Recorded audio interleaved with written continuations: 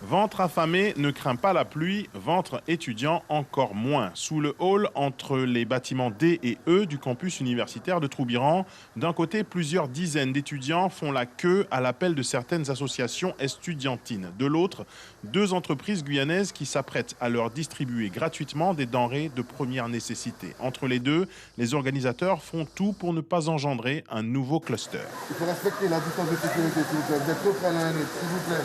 C'est à l'initiative de la collectivité territoriale que cette distribution a lieu ce mercredi matin. La présélection des 200 étudiants s'est cette fois faite par Internet.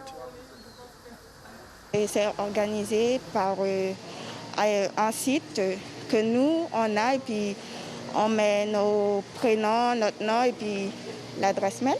Et puis après, on valide et après, on a reçu un message qui nous dit que voilà, on doit venir ici à l'université pour récupérer un panier.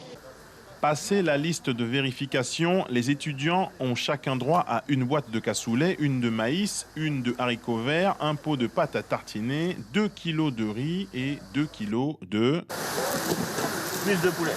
Ça, c'est pour le premier arrêt qui est suivi de celui des produits frais locaux, un pack de 5 kilos de poisson et de poulet au gingembre.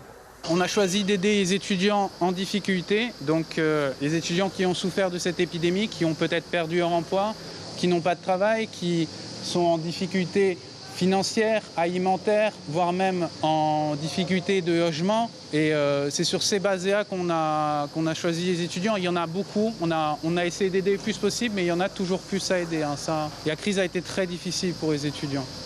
Du côté des présidents de la CTG et de l'université, on a pris en compte la situation de stress de ces étudiants qui doivent, pour certains, rendre un mémoire au plus tard demain. C'est quand même une bonne chose parce que aussi on va rentrer dans une période où les étudiants n'auront peut-être pas la possibilité de travailler pendant les vacances, faire des petits boulots de façon à subvenir à leurs besoins. Donc je pense que ça tombe à point nommé. La majorité des étudiants ne travaillent pas, beaucoup d'entre nous n'est pas boursiers et voilà.